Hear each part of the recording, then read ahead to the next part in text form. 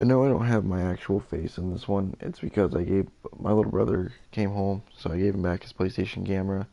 So we're back to just standard me talking. Today I wanted to do a review of every portion of World War II. I've played through the campaign once. I've prestiged in multiplayer, and I'm like level 38, 39. And in zombies, I'm level 42. So I have some decent experience all around. The campaign, I enjoyed it. I did. It was a lot of fun. It is a Call of Duty campaign, so don't expect anything, oh my god, spectacular. But it really does. It's a good example of what World War II really was. It's got lots of gore, lots of violence. There's limbs blowing off, all that kind of stuff. And it really shows brotherhood between the guys who all work together. Your main character, Daniels, is an American from Texas, and man, you do a lot of crazy stuff. You're involved in a lot of stuff, and it's really cool. So if you have this game and haven't touched the campaign, I suggest you at least try it. It's fun. Now, zombies is it's awesome. And one thing zombies does now that it didn't do previous is there's a casual Easter egg that if you're a zombies fan, I'm sure you already know about. And then there's the hardcore Easter egg. For the casual Easter egg, it actually gives you the steps on screen. It tells you, hey, you need to do this. But with some of them, it doesn't tell you directly where to go and what to do when you get there. For some, it's like, hey, do this. And then you have to figure out how to do it by yourself. But it doesn't just leave you high and dry like Infinite Warfare's Easter eggs or Black Ops 2, 3. Yeah, it helps you out. It throws you a bone a little bit.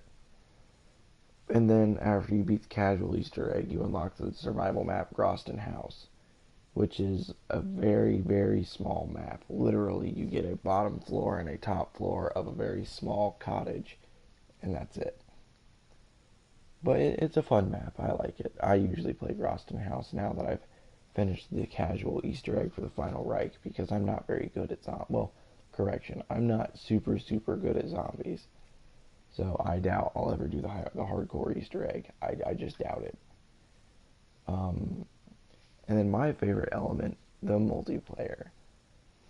Just to keep it simple, I'm going to open the multiplayer for you guys and show you exactly what my favorite aspects about multiplayer are. I didn't open zombies because there's just a lot to zombies. There's a lot of menu hunting, all that kind of stuff. So it's just really, really, really kind of inconvenient. Party. Oh, and for anybody in the United States who watches who's in the same time zone I am, I apologize for the early upload. Um, I just woke up early, as I usually have been recently. So, yeah, this is me waking up and saying, you know what, let's do an early morning review. Just kind of, Alright, so this is one of my favorite new additions, the headquarters. Though I won't lie, I did kind of prefer it when it was single player. This is a quartermaster for the Winter Siege event. I'll bring you the goods, and you take what you need. And here's all your microtransaction stuff. Now I know what you're thinking. Oh, you hate microtransactions. Yes, I do. You're not wrong. The only reason I'm not docking this game for its microtransactions All right, mate. This is is a joint everything venture. I'll you bring you the get is goods, purely you take. cosmetic. I'll show you everything I've ever gotten from a supply drop. You'll get weapon variants like that, or like the brandy, or like the waffy, and all they do is give you bonus XP. They don't help you, they don't do any more damage, nothing. You just get XP. Some of them help you in zombies, but that's not a big deal. That helps everybody. So, yeah, none of these give me any bonuses, nothing like that. They just help me level up faster. All they do. I'm trying to find more I have. There's one. And I have the royalty for the brand. The Gustav, the cut us off for the caravan. I don't have any for, yes I do, I have a dynamo and a flag top. Boom, and boom.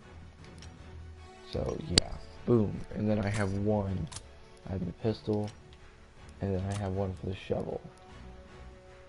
So, really, it's more of a, it's not even really just, it's more cosmetic than anything. Do the weapons look a little different? Yeah. Do you get a little more XP? Yeah, but that's not game breaking. I mean, that's not gonna make or break another team. Now, my favorite new addition to the multiplayer, my absolute favorite, is Divisions. I love Divisions because there's infantry, which has its own set of skills. There's airborne, which if you can't tell, I major. There's armored, there's mountain, there's expeditionary, and all of them do different things. Infantry's good with assault rifles. Airborne's SMGs. Armored is LMGs.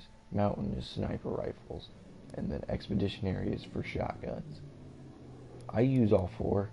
I use them in different situations. Like there's a certain multiplayer map I'll use armored for. There's other situations like in war I'll use mountain for. And again in war I'll typically use expeditionary or I'll use it on a certain multiplayer map. Infantry and airborne are typically my mains though. I main these two. Airborne more than anything. It's already a prestige 3, so. But yeah, Divisions are an awesome new addition. They're amazing. I personally love them. Now, everything you'll get from supply drops is those. For the Winter Siege event, you might get some helmets. Yeah, see, here's all the helmets you can get. I have these two right now, which, I mean, I'm not really wearing, to be honest with you.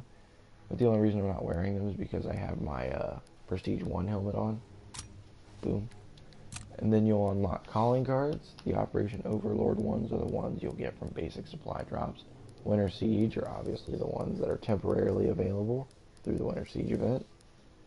Or you can buy them with armory credits, which you can earn by completing challenges or just signing in. It's like every 4 hours you get 100 more. Yeah, and then you'll earn these emotes too, which are they're funny. Some of them are kind of funny. I really don't use emotes. You use emotes only in the victory screen if you've done well. So they're not even really a big deal.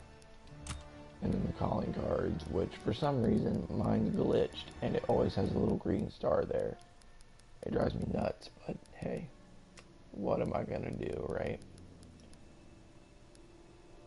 There's another one. Yeah. And then here's where you go to open your supply drops. Another one of my favorite new additions is orders. Orders, because they make it so much easier to earn supply drops. Like the social score right there, if you at some points when you rank up your social level, you earn supply drops, or you'll earn various things. It all varies. It's all part of it. I'm trying to find where you can there it is. See, like next, I'll get an emote. Once I hit social score, social rank number 8, I'll get an emote. So, there's just, the reason I like to grind this Call of Duty so much is there's just a lot of things going on. You're leveling up a lot of things together. You're leveling up your division, you're leveling up your weapon, or you're leveling up your secondary, or you're just leveling up your character. There's just a bunch of things going on that you're working on grinding. It's not just one specific grind like other games. This Call of Duty, you're grinding a lot together. And yeah, that's really all there is to it. Honestly, this is my favorite Call of Duty, not even just because it's a World War II Call of Duty again. Not just because of I'm going to quote a lot of people, not just because of the boots on the ground combat again. That is a big factor. Heck yeah, it is. I love historical stuff. But is that what makes it? No. No, it is not. See, I'll have more in about 3 hours. But anyway, yeah. And then there's this firing range down here, part of the headquarters. Boom. Let's see. This is a leaderboard for your headquarters.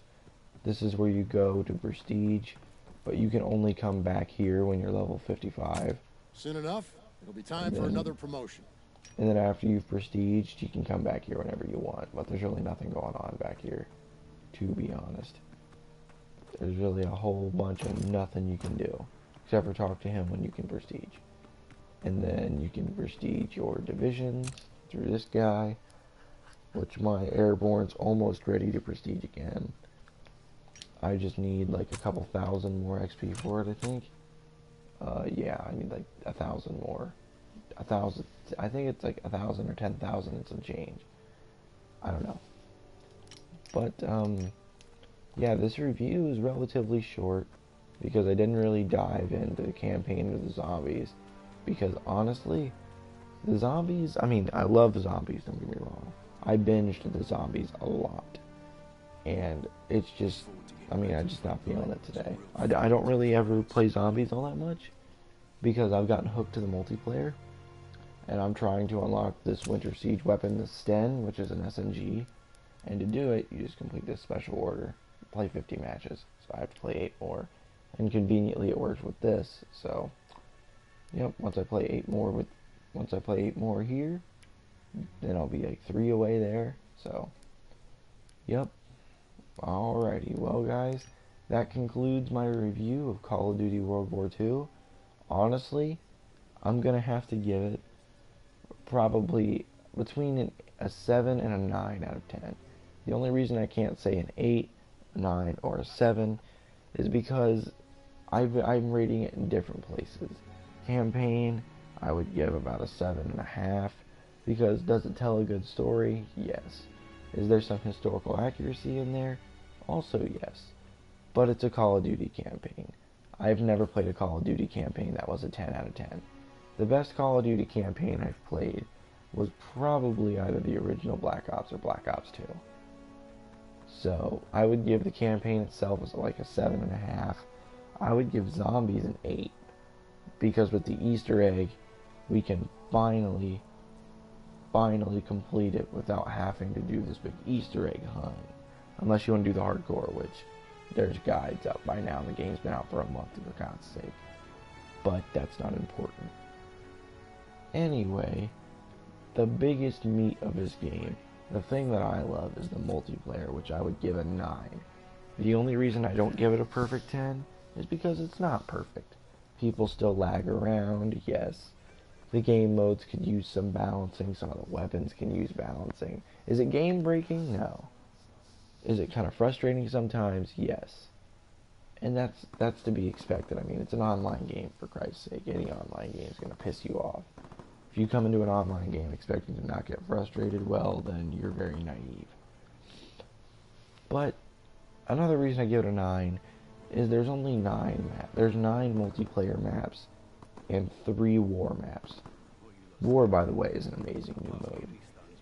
And the maps really have a lack of variety. Do they look different? Yes. That by lack of variety, I don't mean they don't look different. I mean they're all very similar. You can go left, you can go right, or you can go up the middle. So, yeah, that concludes my review. I would have to give this game between a 7 and a 9. I want to hear if you guys have this game at home and you've been playing it as much as I have. I want to hear what you guys think. That's what I want. I want to know what everybody else is thinking on Call of Duty World War II. I'm personally going to buy the season pass this Christmas, if I can. So I'll definitely be having more World War II content, especially out for you guys, as well as enjoying personally. But yeah, this concludes my review for Call of Duty World War II. I hope you guys have a great rest of your day and a wonderful, wonderful holiday. I'll see you guys later.